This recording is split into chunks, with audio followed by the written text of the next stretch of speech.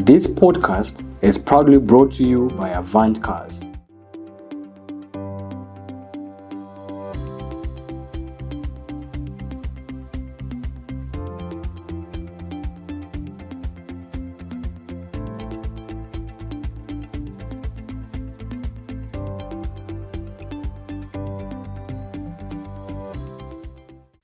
Greetings Africa, greetings Zimbabwe, greetings Zambia. My name is Nyazungu. Welcome to Ask Jerry, the Chartered Vendor, where we deal with several issues, including business, sales. We host a lot of professionals. So today I'm actually blessed because I'm with someone who is very, very important to me. I wrote him in my first book, The Chartered Vendor. His name is Counsel Mr. Fedrick Manyangarirwa. Welcome, Goma. How are you? I'm fine. Okay. I'm pleased. How's business? Business is fine. Business is okay. It's and okay. Now I now know that you're now a lawyer. Yes, sure. And great. So for the sake of our viewers, they don't know that we met long back. I think that was around 2012, if I'm not mistaken. When 2013 to be exact. Yes. So how we met? I met this man when I was actually certifying my certificates, and what had happened was I was at ZPH, Yes. Zimba Publishing House, and it was getting hot and hot because we're no longer getting salaries. Things were bad. Yes. Then when I met him, I was actually looking for a job. Then I said, Yes. if I get a commissioner who is going to certify my papers, so the commissioner now, this is the commissioner. So when I met him, I still remember, he actually said to me, Jerry, he just said, Jerry, okay, you've got 4 CIS. Then he asked me, what are you doing? Then I said, I'm struggling. If you can even have a job, please assist me. And he said, young man, you're stupid. Yes. And to me, I was like, who is this guy saying? So I didn't take it to heart. I actually said, who has got guts to call me stupid? Yes. So that actually grabbed my attention. Mhm. And I went back to work. I still remember, came back into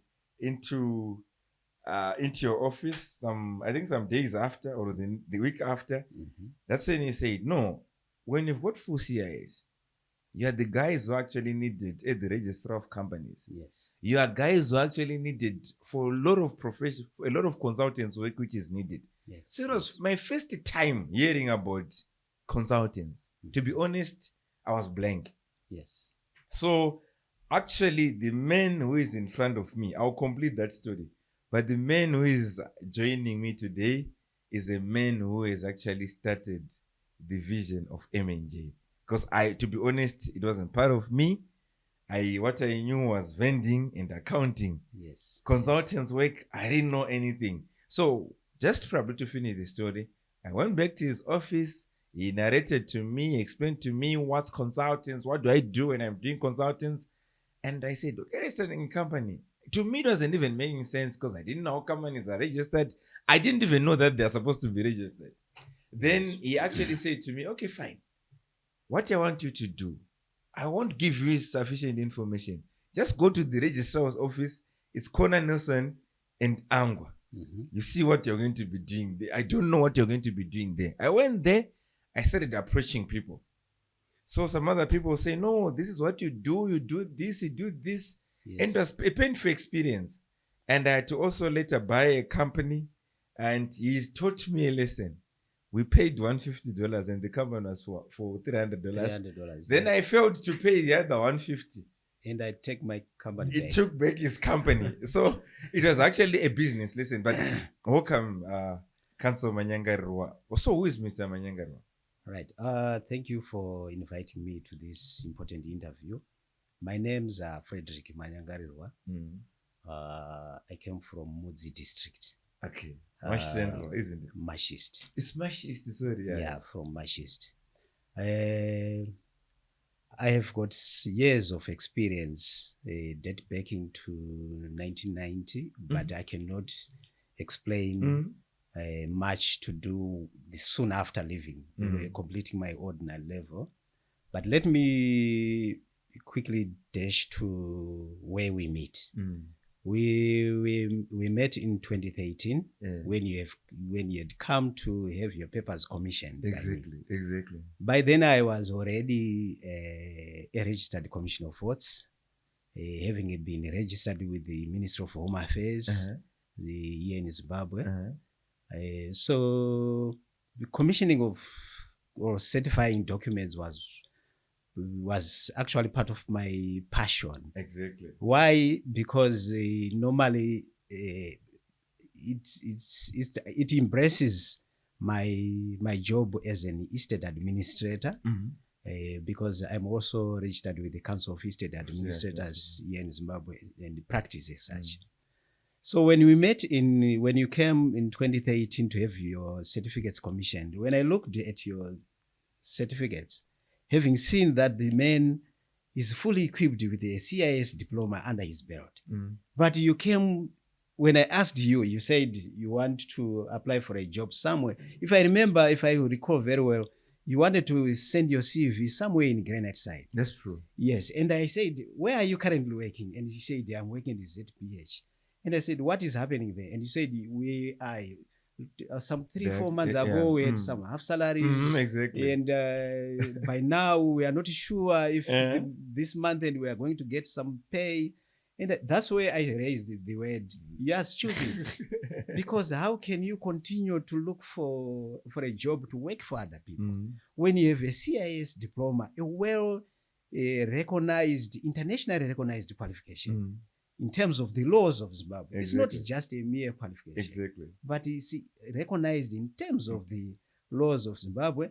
And I went on further to explain to you that if you read the Public Accountants and Auditors Board Act, it's one of the qualifications that qualifies people to be registered auditors or registered public accountants. So because I had well-researched information about your qualification, that gives me the power to say you are stupid because you don't know the power and the value of the qualification that you hold. Exactly. So indeed, true.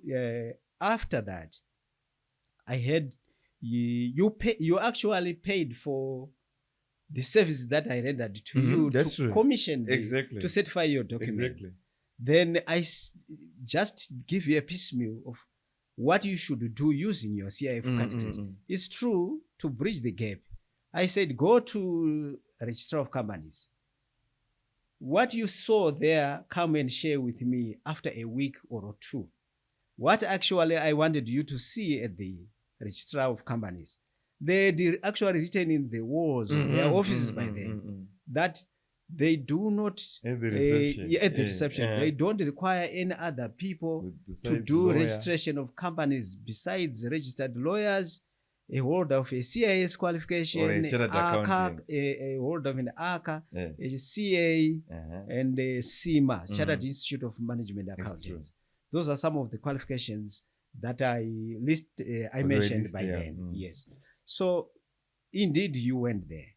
When you come back, I realized you didn't saw that. I didn't see. Yeah, I know you didn't see anything. So that's when I said, I just give you a brief lecture about company formation, registration of share of companies and things like that. But I went on further to say, it's not, the duties of a consultant are not only centered on company registration only, but you also have a duty to do consultants work for clients as you prepare ZIMRA returns, the QPDs, pay and other returns. That's to do with ZIMRA, NASA, and ZIMDEF and things like that. So I gave you that insight. But I know because you were someone who were much interested and centered on looking for a job. Because many people by then in 2013, their motive was that if I complete a certain qualification, now I'm equipped for a job market. I need to go and work. But I said, no, if I advise you to go back and look for a job, I have done something wrong on you. That's why even today I have no apology to say you're stupid. But actually I'm happy because that word I have lifted you to be where you are today. That's true. Let me proceed to say, after 3 months, that's when you came back. After a week, you come back. I give you a bit of some insights. Then you went I started a photocopying business, if you still remember. Yes, I remember. Just somewhere close by. Because yes. you were at Dublin House. In Dublin House. And I started it at along Jason Moyo and Moyo, corner, just by the corner. Yes, I Same remember. street. It was, because this is Jason Moyo, Mbuyane, isn't it? Yes, Mbuyane. That was Mbuyane and then Jason. That's where I was. Yes. You were at Speak. Then I started photocopying. Yes, you started photocopying. And you came to me and said, Mukoma, if you see some clients, please try to send some. I've started some a small photocopying business. And I say, no, it's You're okay. Wasting, but I said, you're wasting time. You're wasting time. Time is moving, because it's you people who say time is money. So having done that, you did not carry that photocopying business for a long time, if I remember. You did not last for 5 months. You left it. It was hell. Not even 5 months. Do you know what was happening? Yes. What was happening was we're charging $1 for 50. If you still remember, yes, was. You know, in Zimbabwe, people have got a tendency of copying businesses. Yes. I think by that time, 2013, almost every corner had a photocopying machine. And I think that's when also universities mushroomed. Yes. And students in the universities, they didn't have printers. Yes. And I think that's when the curriculum also shifted. To being, people are asked to actually bring computers, but they didn't have printers. Yes. So everyone was charging $50 the whole town. Yes, exactly. So what we didn't know in that business is when you charge $50, then 50 copies. So as the copier will be running. Yes. The wear and tear. So what would happen is the whole week, all the money which you actually get in the whole week, on Monday, you actually have to give it for repairing. Yes. So it ended up not even making any what? The business is not viable. It's not viable. That's when you later come back and saying, and said, I'm now serious now. I'm now serious about it. And I said, fine, I can give you one of the companies. You gave me a name. Yes. You gave me a company.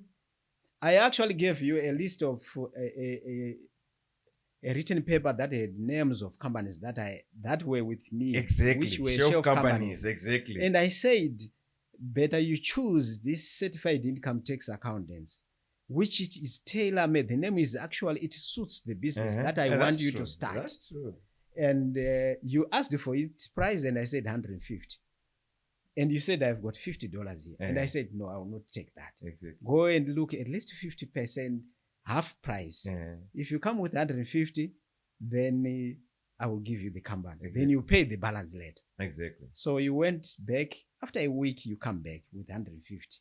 You paid, and I gave you the company. And I took you to, I think I lasted about an hour and or so, trying to give you some insights of how you do. You went on, even when I was telling you about submitting a name search, and the registrar of companies will give you a CV4, which is a response to the name search that you have submitted. Then after that, you prepare the memorandum and articles of association, the CR14, the CR5, the CR6, which stipulates the address of the directors and things like that. I said, this is jargon. You may not understand this. But what you need to do when you get a client, come to me with the instructions of the client. Then we start from there. If I help you to run one or two companies, then at least you can start from there to go further. So indeed, I cannot remember the name of the clients that you brought by then. You actually came with 3 clients. But later on, you said the 2 managed to pay you. Exactly, because I've got a client and I'm happy that until now, yes, I still have that client. That's the first company I registered. It's called KCAM. It was for Mr. Mapanga. I was still with ZPH. Yes. So I passed through the registrar company, registrar of companies. Then I got this guy struggling. So they actually said, do you register company? Then I said, yes, I register company. Yes. Then he said, how do you do it? Yes. Then I said, I just need 3 names. I didn't have any clue. Yes. Then immediately just said, okay, you can do it, young man. Okay, you may have my number. Yes. Come to my car. How much is it? $200. Yes. He gave me $200. I Then you- celebrated. That's when I came. But That's do you when know you how much it took? It took me. I think I managed to register that company after 8 attempts, After 8 attempts. whilst it was being rejected. Yeah. So that was the problem because you didn't come. I didn't back come to, and to your consult. mentor So now. what was happening? But why I thank you and Mm. why I from the bottom of my heart, you didn't spoon feed. Yes. You'd give hints Yes. to say that's where God is. Yes. Yes. If you're going to spoon feed me, if I was going to get it on in a silver platter, yeah. I was never going to probably be where I am today. Because Exactly. why? The lessons were tough. You'd come to your mentor, and your It's mentor a- is it's a- actually it's not an giving you examination. all the boxes. And they're supposed to also say, okay, fine. How can I figure out to actually connect all these clues which is actually giving me? So Yes. this is what was actually happening. And truly speaking, it actually helped me because right now, even if I'm faced with any task, Yes. I'm supposed to go back and think to say, no, at one point, I had to register a company in 2 months. The client Yes. the guy was so patient with me. Up to now, Mhm. he's still my brother. Because Yes. why? He was patient with me, and he was never tough on me. You'd call, Jerry, where are we now? Yes. Don't worry, Mkoma, we're sorting it out. There's a delay. Yes. You know, sometimes when you're registering companies, that's when people will even lie that seals has been, that seal. Yes. People will say that it's finished. Yes. But yes. a seal doesn't even, it's not ink. It's not. You see, yeah. So let me make a flashback. You paid your 150, then I gave you the company, you went. Then after some 3 months, I think, you failed to raise the balance of my fees. Exactly. And I said, I need my money. You were giving some excuses, one excuse after another. Then I said, can I have my company back? And you definitely brought my company back.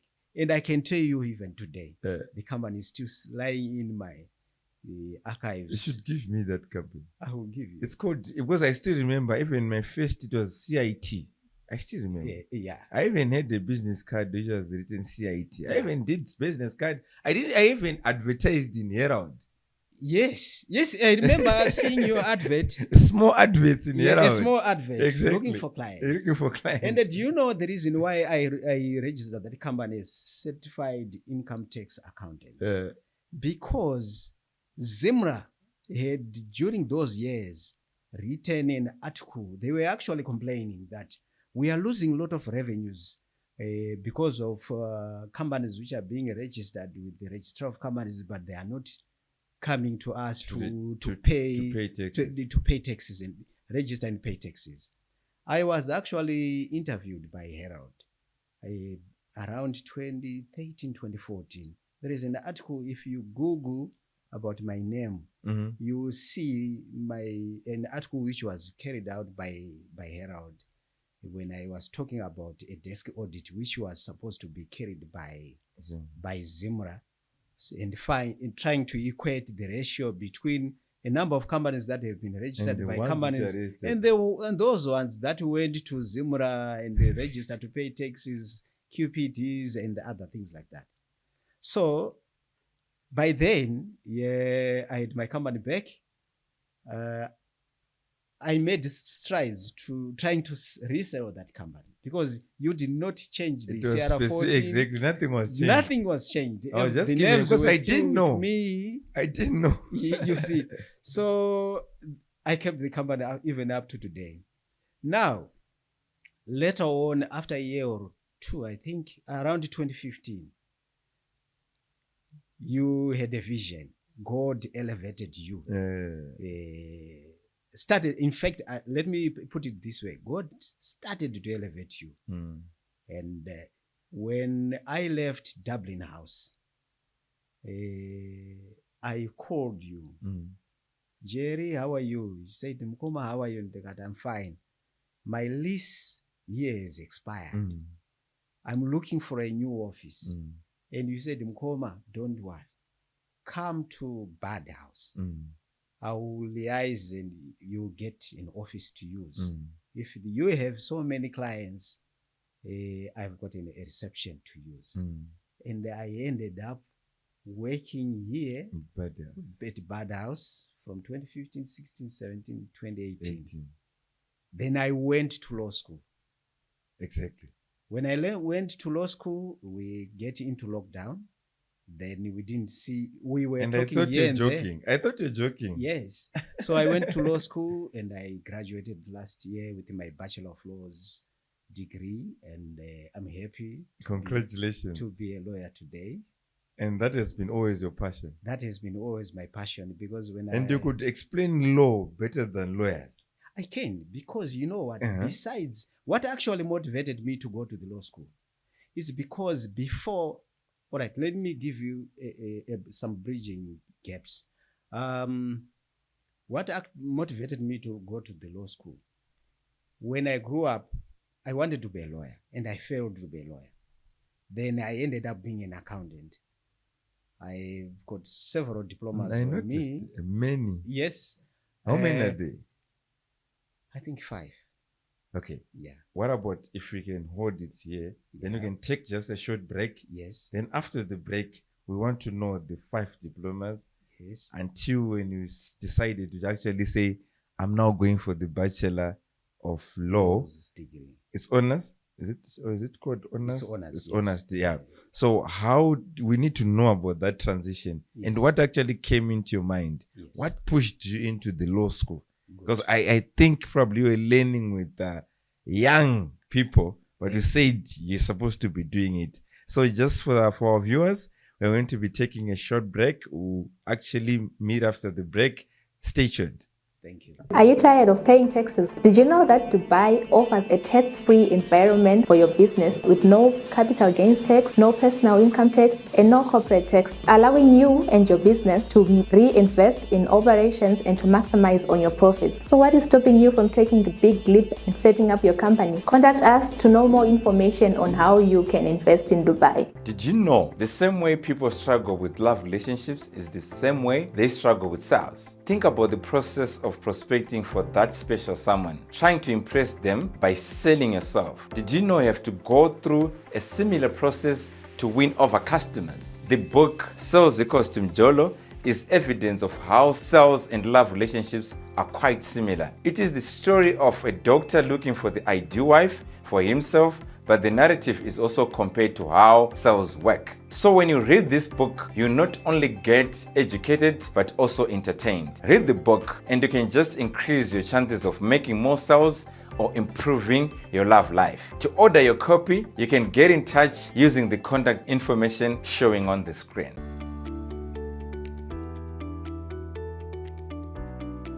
Great news, guys. So Avant is offering $100 if you refer a client to us. Muchishona musikana uyo ari kuti ukangorifeya client iri kuuya kuAvant chete tinokupa $100 plus kana uchibva kuna ana Mutoko uri kubva kuna ana Bulawayo mari yetransport tinokupai plus lunch racho zvese tinokupai futi.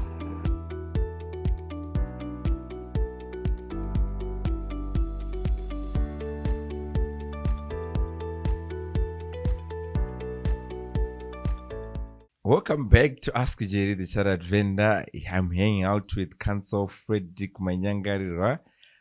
This man actually means a lot to me because if it wasn't for him, I was never going to get into consultants. Probably I was going to be a finance manager, accountant, somewhere, I don't know. Or probably I was going to be in my rural areas because things were going to be, we're now hard in Harare. So welcome back. So Thank you, sir. you were actually telling us about your diplomas. Okay. Let us start from there. Right. I said what motivated me to study law, but I ended up saying, let me give you a brief background Of how you started. How I started. Mhm.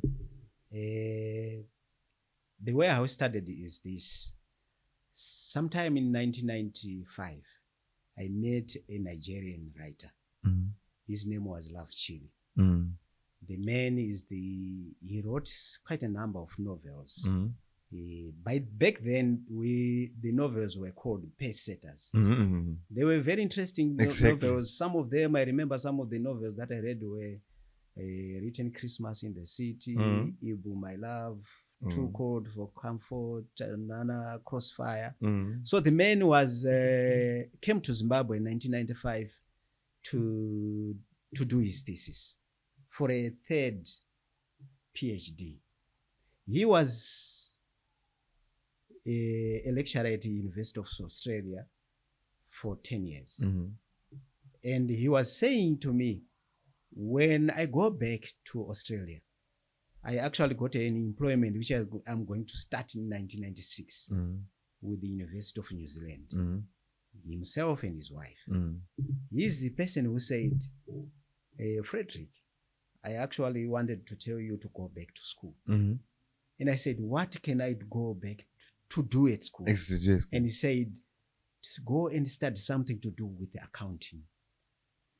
And I said, it's fine. By then, I had done my diploma in management, which was offered by Institute of Management. There was Institute of Management. Before its localization. Exactly. It was international Zimbabwe Institute of Management. By then, it was Institute of Management, and the examinations were conducted here, but being administered in UK. In UK, yeah. So he said my diploma was not enough. And I said, it's okay. So I then met some guys. By then I was working for the local government. I met some guys. Actually, I worked with another guy who's now late. The idea I got from him, when I did my diploma, I was eyeing to be promoted. By then I was working as a finance clerk. And because of that diploma, although it did not match, the content of the diploma was purely administration with a little component of accounting. Then the guy said, no, what you need to do something purely measuring accounting. So I then applied to and enrolled with the Institute of Certified Bookkeepers, which is a South African qualification. Okay. Then it is a certificate which we offered 4 subjects. Then the associate diploma offering another 4 subjects, that's 8. Then the last is the level is the fellowship diploma, which offers another 4 subjects, which includes financial accounting 3, taxation, auditing, cost and management accounting. So when I did that diploma, I got promoted. I can tell you during those years, I remember I wanted to test the power of the qualification. I put some applications to many local authorities, including ZESA. I was called for interview with Chiredzi, Bindura Municipality, ZESA, Kadoma Municipality, because I was also coming from a local authority. So from there, I developed a passion to read. I can tell you from between 1996 to 2000, I managed to complete my Institute of Certified Bookkeepers.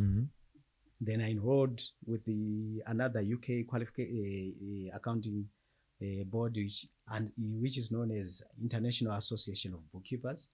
That becomes my second qualification. Then I enrolled with the Institute of Financial Accountants. I'm a full member. I'm an associate member of the Institute of Financial Accountants. I'm a fellow member of the International Association of Bookkeepers. I then also enrolled with the Institute of Internal Auditors, and I'm a member of the Institute of Internal Auditors. Then, coupled with these 4 qualifications, I said, these are outside qualifications. Let me do something local. Then I enrolled with the Institute of Administration and Commerce, IAC. I see. And I did financial accounting with the IAC. So how did you start being an entrepreneur? Remember, I think it was called Divine. All right. This was recent now. The legal aid came recent. I registered the legal aid in 2011. Okay. Yeah. So from accounting, those accounting qualifications, they helped me to be admitted under automatic entry with the Council of Estate Administrators. Oh, okay. From that qualifies me to register as an estate administrator, because part of the qualification, in accounting, you also learn to do trusteeship, keeping trusts, funds, and things like that. Investment and portfolio management, apart from pure accounting and cost management accounting. So given that scenario, when I became registered as an estate administrator in 2002, 2002. yeah, June 2002, I started trying to move away from accounting, trying to position myself in the legal field. Exactly. And I was practicing, even today, the Council of Estate Administrators, if you go there, you talk about Manyangarirwa, Fedrick. They, if you ask the name, they say he is from Manyangarirwa and Partners. There is no law which bars me to use Manyangarirwa and Partners, registered estate administrators. So many people were mistaking me for actually during those years, people could not read registered estate administrators. When they say Manyangarirwa and Partners, they rushed with their criminal matters, civil matters, and things like that. You see? So people started coming to you. Some people started coming to me. That gave me the motive over the years to form a legal aid, which was then Divine Legal Aid Society. So I interacted with so many lawyers as I administer deceased estates. That's succession law in practice. So during those years, when I formed the legal aid, still the concept is to market, get clients there, they pay money to us. We ended up having a bill code from the Ministry of from SSB, where people, especially in the government sector, they fill a stop order form. Upon us completing the stop order form, we submit to SSB. Salary is deducted from one salary. The payment is deducted from one salary to our account. Then that person, when he commits when he needs any services from us, we then take the money, pay the lawyer. Then we are left with a certain portion. It's more like insurance. More like insurance. Okay. So we did run the legal aid from 2011 to 2016, somewhere there. Then I said, let me continue to focus mainly with the deceased estates part, because there were so many challenges which had arisen. Some people had registered. There are now a lot of fakes now. Yeah, there were some people. I remember another lawyer, which we cannot mention by names. Actually, he was spying on us, sending people at our offices, take colors, information, everything. Then I got surprised to hear from a fellow, the guy who was in the same field, same like you, say, "Oh, have you opened an office somewhere along Central Avenue?" And I said, "No." And he said, "If you go that way, you will find an office there. Exactly your name." And I did go there, and I pretended as if I'm a client, and I was given exactly the information that was with us. That's what they had. I actually paid some money to them so that I get some more information, and I was given. The moment I tried to fight those people, I was actually given a letter by the deeds office. When I confronted the registrar of deeds, say, "Why did you allow registration of this similar company, trust, same like us?" And they said, "We have a precedence for that. But if you take your matter to court, we will support you." This is the letter, and I was given the letter by the registrar of deeds. So I said, just to quickly dash to what actually motivated me, I've given an account of how I started way back when I registered as an estate administrator. People mistaking me for a lawyer for a long time. And I was actually interacting with so many lawyers. Thinking that you're a lawyer. Thinking I'm a lawyer by then. You see? So when they come, I know my area of strength. In the area where I am licensed to practice. Estate administration. So they could give me business to do with the deceased estates. It's those civil cases that I come across and criminal matters or any other. Then I give them. Exactly. Then it took me from 2002 up to recently 2022. When you decided to say you're now a lawyer. When I went to law school, then I decided to say no. I've put a full stop on that one. Let me proceed. But let's go back a bit. Yes. Estate administration, because here we want to educate people. Yes. Why is it important? Yeah. And what does it constitute?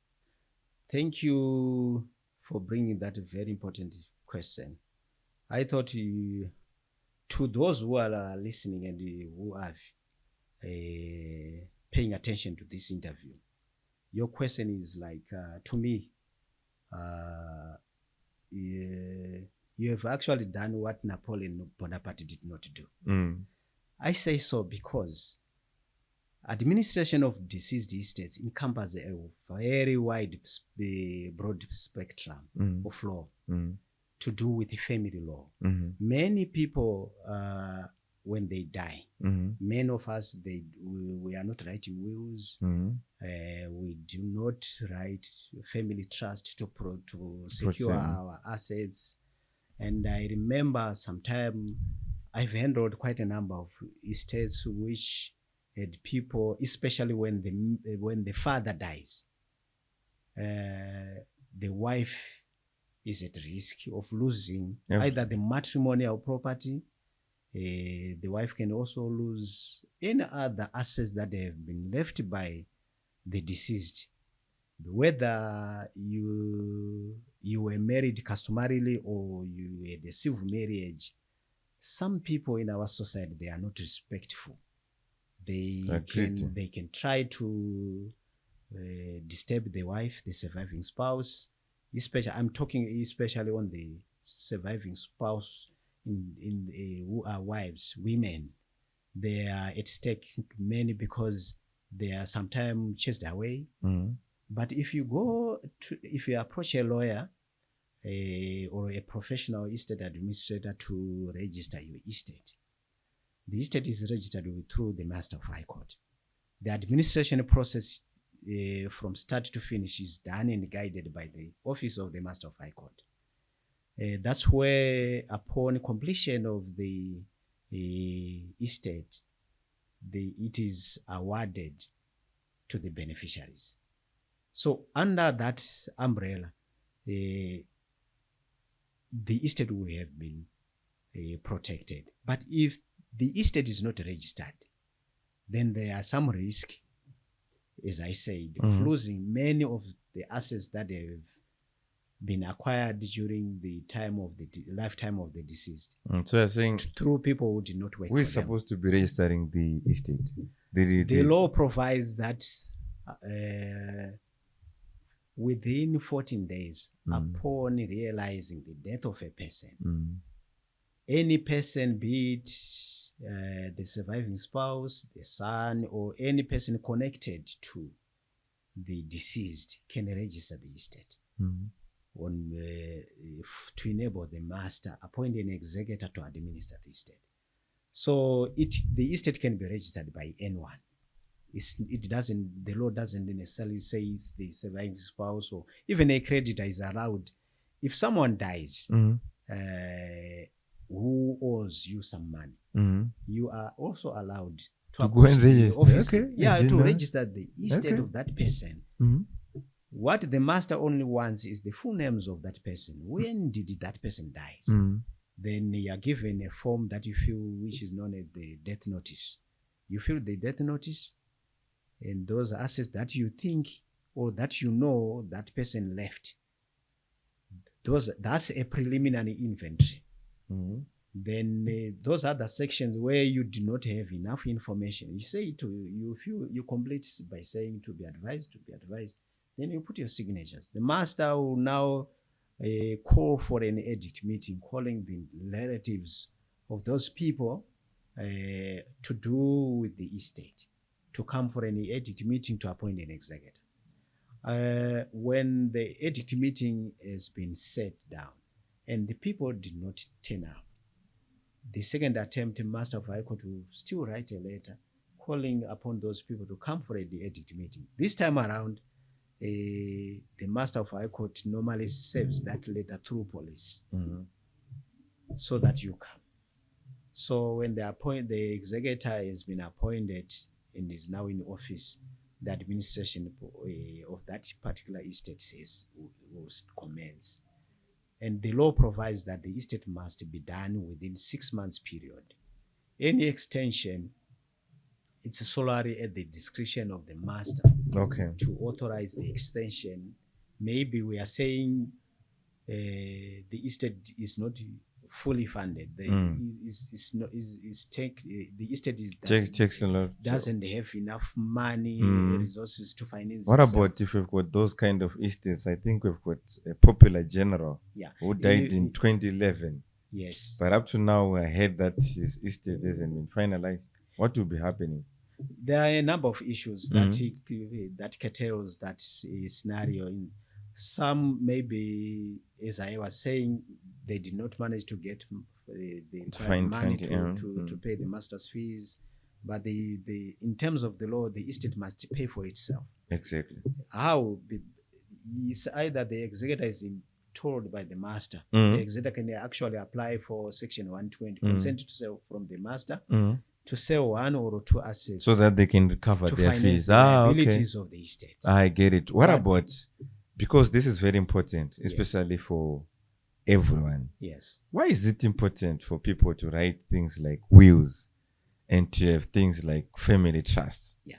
Let me start with the wills. It is important for one to write a will during your lifetime because those are your last talking words when you were still on earth. What Mr. Nyazungu wanted to tell us about how his estate shall be administered will go back to the estate. And that is the reason today the laws of Zimbabwe, when we are administering these estates, there are 3 ways under which estates are administered. Number 1, in terms of Administration of Estates Act, Chapter 601, or we administer them, we distribute the estate of the deceased following the will, which was written by the deceased, or a family redistribution agreement. So there are some ways that we do to make sure that whatever direction the estate is taking, it will still come to 1 page. That when the master finishes auditing the account, before authorizing the distribution, the master has to be satisfied. So coming to the trust, the family trust, we are talking, for example, we can form a trust we call the chartered vendor family trust, for example. The trust is formed by a founder. It can be 1 or 2. He appoints people who are trustees, who helps the founder to manage the trust. The trust is formed for the purposes of protecting the interest of the beneficiaries of the founder. So the beneficiaries can be kids, wife, surviving spouse. Yeah, kids and wife. Can also mean other businesses. Yes, they are also beneficiaries. Okay. A beneficiary can be another organization as well. Okay. Yes, that's a trust. So the trust actually is managed by a board of trustees. So when you register when the trust has been registered, we then transfer your personal assets, those assets that you have acquired during your lifetime, into the name of the trust. So there are quite a number of advantages. Yeah. What are some of the advantages? The advantages is that when you borrow some money from a bank, the bank cannot come and say, Jerry, you owe. Nyazungu had borrowed some money from us and he had pledged his house as security, and now he has failed to pay. Because when they come, the title deed has already been changed from Jerry to the chartered vendor family trust. So I just given one example. There are quite a number of advantages. Actually, other advantages are that nobody will come and grab those assets which have been left by the deceased, because there are already trustees who are managing those trusts. Exactly. The assets, who are managing the estate through the family trust. Okay. So actually, when you come to our office seeking advice, which is better to write a will and a trust. What's better? I encourage people to write the family trust, because it doesn't have leeway for contestation. When people write a will and you put it under your pillow during your last breath, and the will is not registered with the Master of High Court, people can contest that. People will simply come and say, this is not Jerry's signature. This is fake. A fake will. Exactly. And the surviving spouse will end up forking a lot of money engaging but one lawyer trust, to the next. Trust is smart. Yeah, the trust is smart. Okay. But what do you have to say to people who actually, because I deal with a number of company owners, and general people, they're employed somewhere. Yes. He now has assets, etc. What about people who think that trusts are for the rich? No, those people are ill-advised, especially those who are listening at this interview. I encourage people to come and write the family trust. The trust is not for the rich only. Even if you have left a small house there, a 2-room decor house in Unity or in Chitungwiza, or a core house in Zengeza, or any other small asset that you want to be protected, you can still write your trust and have it included in there. That's the only simplest legal framework that protects. It's actually a legal tool that protects one's estate when you are no longer there. The trust. It's very, very important. And also a trust, I think, especially with us black people, when we write wills, we think that we are dying tomorrow. Yes. That's so when you sit down and you are writing a will, so you're like, so I'm writing my last words. But at least a trust, you can say I'm doing it to protect my assets. Protect your assets. And the good thing which includes your estate as well. Exactly. When you are no longer here. And the good thing which I also noticed is when you register it, even we put your company shares in a trust, you put even your house. Yes. Like your for example, cars. what I've actually also done is you register a company, it owns a house. You register a trust, it owns shares. So what it means is, if I die today, there's the property. It's not mine. Because I'd already surrendered it to the trust. So what is simply going to happen is people are supposed to just resign me as a trustee. And they move on. Yes, they can move on. They just move on. Rather than saying there was my name now in all the company documents as a shareholder. When I die, people, they don't know that you're supposed to be surrendering all those shares to the master. Do you remember, you have actually remembered me the other time, I think it was around 2015, 16, somewhere there, when I came here. You said, Mkoma, I want to put some mechanisms that outlived me. Exactly. For this company, M&J Consulting. Exactly. And I said, how are you going to do it? And you said, when I'm done, I will let you know. Exactly. So I will not allow you to let me know at this interview. I will show you what I've done. Because what I noticed is, like, even if you notice our motto at M&J, it's well, actually this year we're celebrating our 10th year. Yes. Since when we started, I think on the 23rd of November we'll be celebrating. It's building timeless businesses. Thank you. Why building timeless businesses? Because our focus as Black people, it has Yes. been always about us.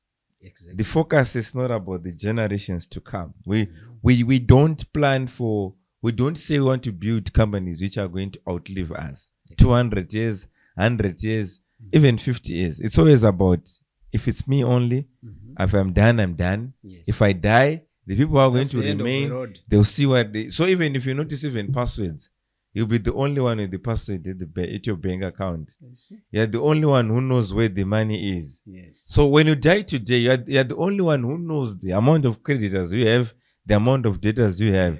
So even when you die, it simply means that you're dying with everything. With everything. That's why you notice that some of our Companies. companies, especially popular bus companies, Yes. when someone dies, is dying with those buses, and people, they think that is because of juju, it's because of but it's because Poor management. everything was in their mind. Yes. They're controlling the business from their mind. Yes. Hence, if they die, they will definitely die with They their will- business. They'll go with their business. Yeah. So I think it's something which we need to change the mindset and educate. I'm happy that you've managed to educate people. We have to write wills.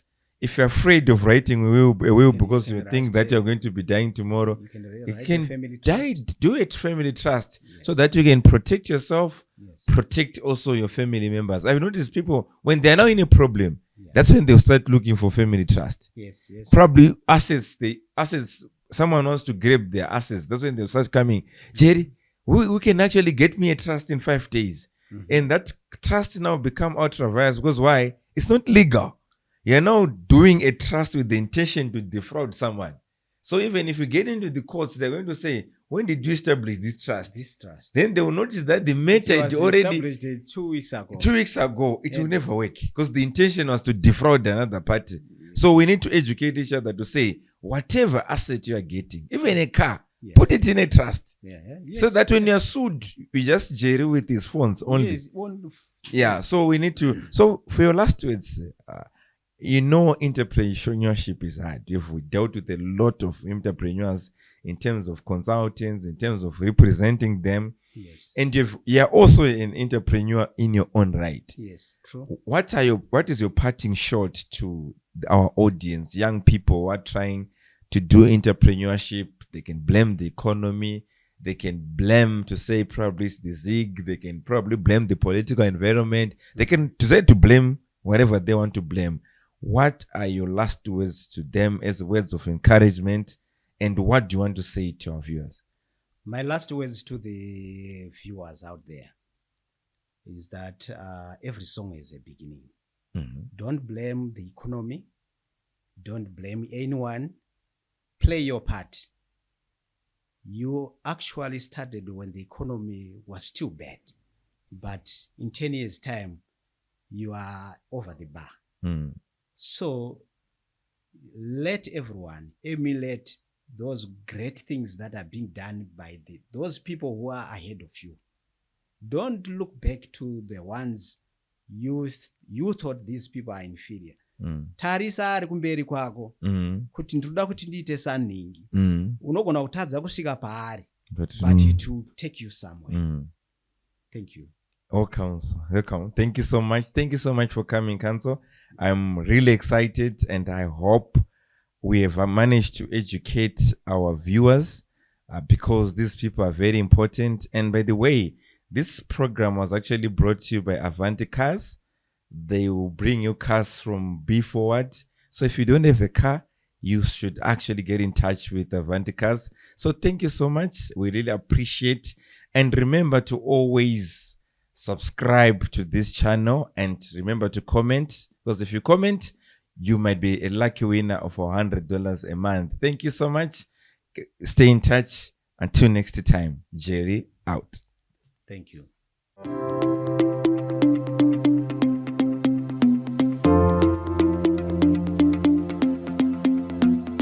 Happy today, guys. I received my car from Avant. I'm so excited. Thank you guys for your transparency. They've been communicating well. They've been with me every step. I feel like crying. And you also received your Meg wheels and Yes, and I got my Meg wheels. Exactly what I wanted. Thank you. It's okay. Cheers to Avant.